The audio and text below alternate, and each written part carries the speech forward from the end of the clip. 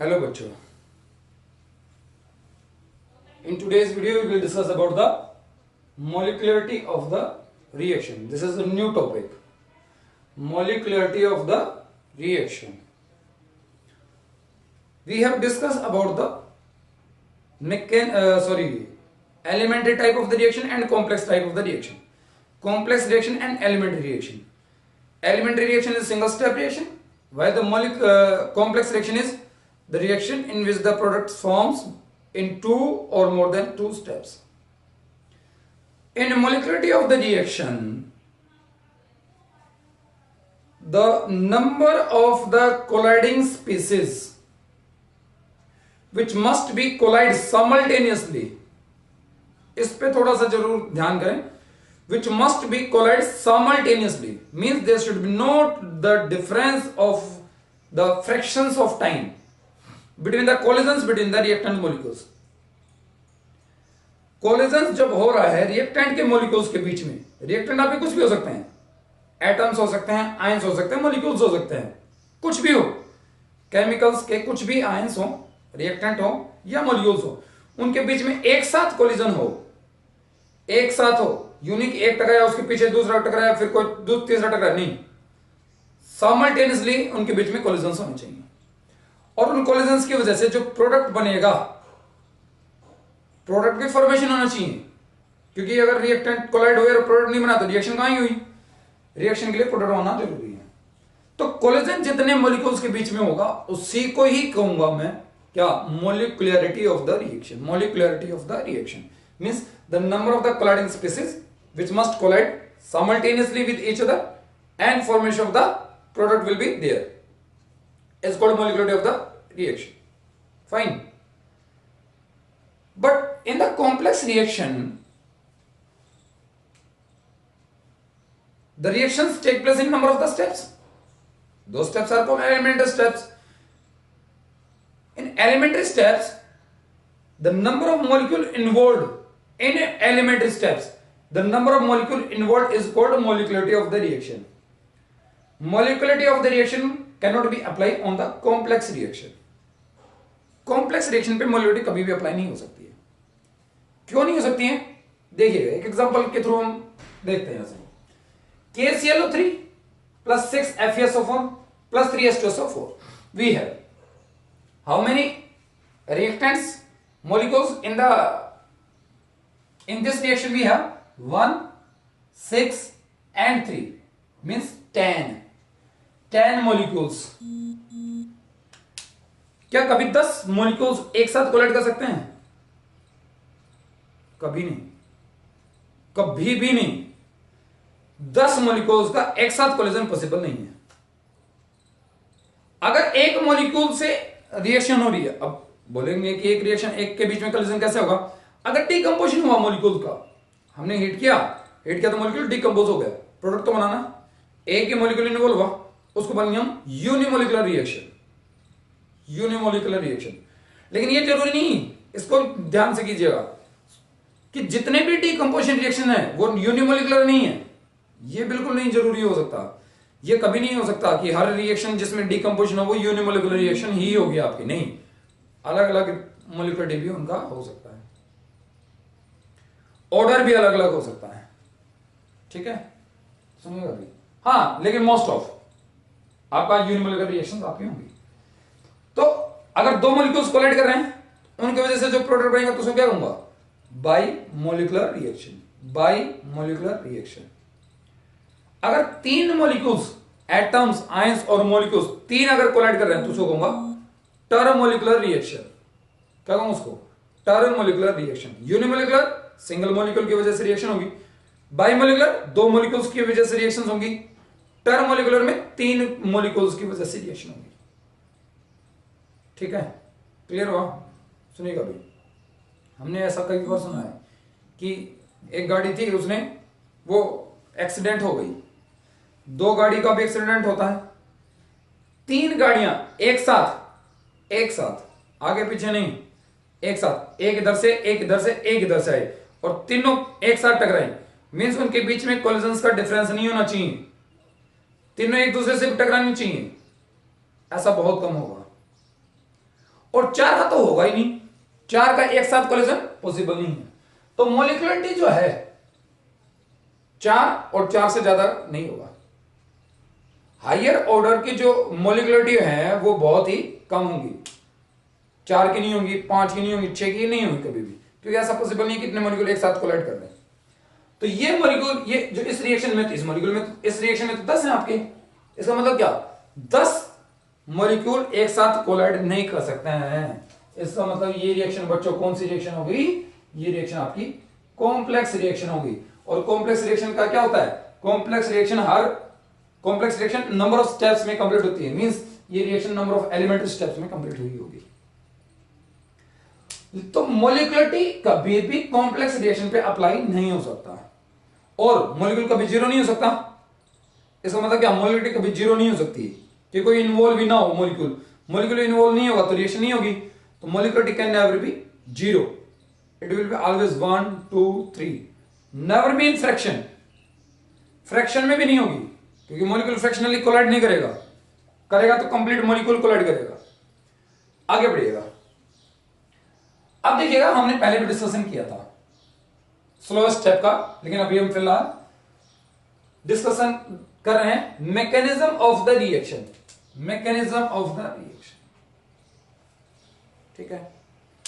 Suppose कीजिए decomposition किया हमने किसका, H2O2 का अल्कलाइन मीडियम में किया, आयोडाइड आयन कैटलिस्ट है, मींस H2O2 का कैटलाइजेशन किया आयन नेगेटिव की प्रेजेंस में अल्कलाइन मीडियम में, then we get the H2O plus में O2, but in this we have two molecules, clear, with respect to H2O2 means can we say the molecularity of the reaction is 2 with respect to H2O2? No, नहीं कहेंगे हम। क्यों? क्योंकि जब तक हम इस रिएक्शन का ये पता नहीं लगा लेंगे कि ये कौन से टाइप की रिएक्शन है, कॉम्प्लेक्स है या एलिमेंट्री है। अगर ये कॉम्प्लेक्स हुई तो कैसे लगाएंगे, नहीं लगा सकते हम तो कॉम्प्लेक्स पे, हम किस पे लगा सकते हैं, molecular of reaction elementary steps पे।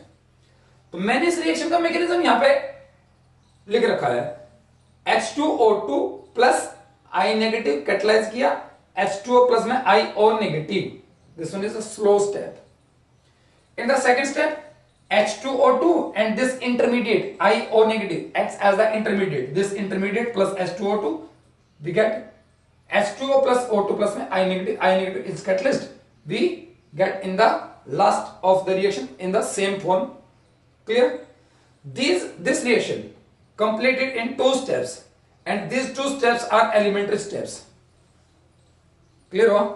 अब सुनिएगा, एक बहुत इंपॉर्टेंट पॉइंट भी यहां से आने जा रहा है। मैंने एक बार एक पहले जो वीडियोस हमारी हैं उनमें हमने डिस्कशन किया था किसका, ऑर्डर ऑफ रिएक्शन का, और उसी में हमने रेट लॉ का भी, एक्सप्रेशन का भी डिस्कशन किया था काफी सारा। उसमें मैंने एक पॉइंट बताया था, slow step is the rate determining step. मैं फिर से उसको रिपीट कर रहा हूं, फिर से समझा रहा हूं। मान लीजिए कि मैंने कोई मैन्युफैक्चरिंग करना है और मैंने बाइसिकल का मैन्युफैक्चरिंग करना है, तो उस बाइसिकल का मैन्युफैक्चरिंग जो होगा वो अलग अलग लोगों के थ्रू हो रहा है।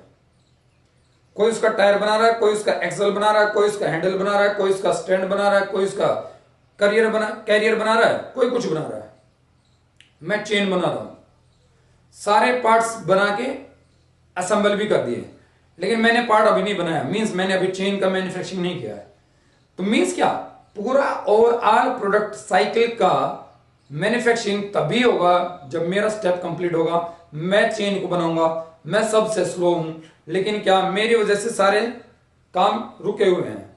मींस स्लो स्टेप किसी भी प्रोडक्ट बनाने के लिए, जो भी रिएक्शन है उसमें प्रोडक्ट बनाने के लिए जो भी स्लो स्टेप होगा, उस स्लो स्टेप को ही हम क्या कहेंगे, रेट डिटरमाइनिंग स्टेप। वही क्या है, रिएक्शन का रेट डिटरमाइन करेगा। आइए आगे बढ़ते हैं। According to the rate of reaction, representation, this one is the rate of reaction, representation of the rate of reaction in term of the reactant will put negative sign according to the rate equation is equal to K H2O2 into I negative, H2O2 into I negative 1, कितना I negative हुआ 1, molecule कितना है 1, तो 1 plus 1 2, इसलिए ये कौन सी reaction होगी आपकी, बाई मोलिकुलर रिएक्शन। कौन सी रिएक्शन है बच्चे? Bimolecular reaction. Fine, we get this and this. Fine, आगे बढ़ते हैं, आगे करते हैं, देखिएगा, सुनिएगा भी। अब मैंने इस स्टेप पे लगाया मोलिकुलरिटी, तो इस स्टेप का मोलिकुलरिटी 2 है, इस स्टेप पे मोलिकुलरिटी लगाऊंगा तो इसका भी 2 है, लेकिन ओवरऑल पे लगाऊंगा तो मोलिकुलरिटी नहीं अप्लाई हो सकता उस पे, क्योंकि उसमें पता नहीं हमने कितने, उस रिएक्शन में कितने मॉलिक्यूल इन्वॉल्व हुए हैं प्रोडक्ट बनाने के लिए, कितने मॉलिक्यूल्स के बीच में कोलिजन हुआ। यहां पे इन दोनों के बीच में कोलिजन हुआ, नेक्स्ट इन दोनों के बीच में कोलिजन हुआ, लेकिन इसमें H2O2 के बीच में कोलिजन्स नहीं हुए, दो मॉलिक्यूल्स के बीच में कोलिजन्स नहीं हुए। तो यहां पे एलिमेंट्री रिएक्शन पे ही हम क्या कर सकते हैं, मोलिकुलरिटी अप्लाई कर सकते हैं। लेकिन क्या ऑर्डर ऑफ रिएक्शन तो कॉम्प्लेक्स पे भी अप्लाई करते हैं? बताओ, एलिमेंट्री रिएक्शन पे क्या अप्लाई करते थे हम? Law of mass action.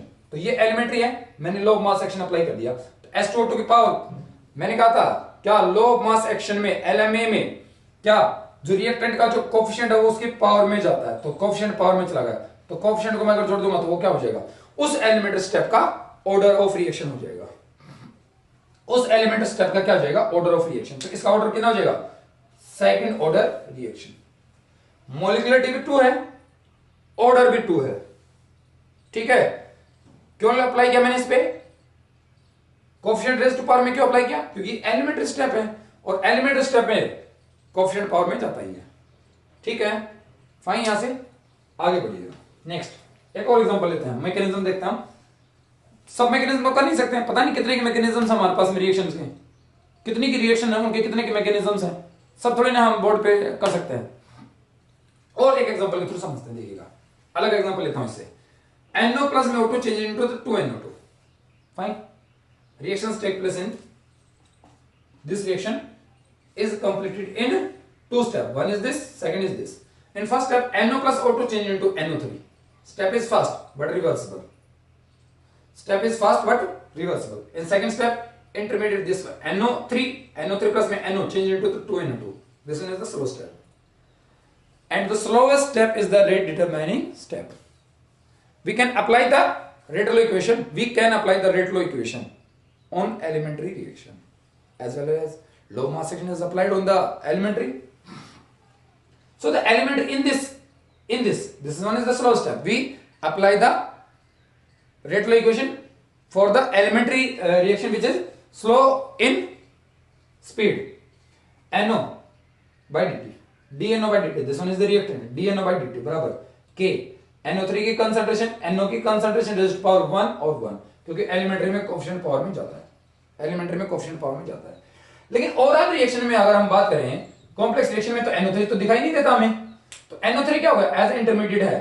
First step में हम मैकेनिज्म जब कर रहे हैं तो फर्स्ट स्टेप में हमें दिख भी रहा है ऐसे, क्योंकि NO3 क्या यहाँ पे इंटरमीडिएट बना और फिर खत्म हो गया। NO3 इंटरमीडिएट है, तो NO3 की कंसंट्रेशन हम कैलकुलेट कर सकते हैं किससे, फ्रॉम द फर्स्ट स्टेप, क्योंकि फर्स्ट स्टेप कैसा स्टेप है, रिवर्सिबल स्टेप है। इक्विलिब्रियम कांस्टेंट हमें पता होता है, क्या इक्विलिब्रियम कांस्टेंट क्या होता है, concentration of the product upon में concentration of the reactant raised to power their coefficient.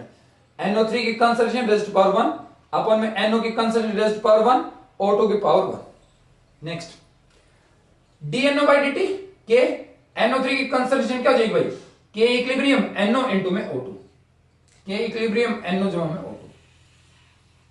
ये किसकी जगह पुट कर दी मैंने बच्चों, NO3 के बजाय ये पुट अप कर दिया।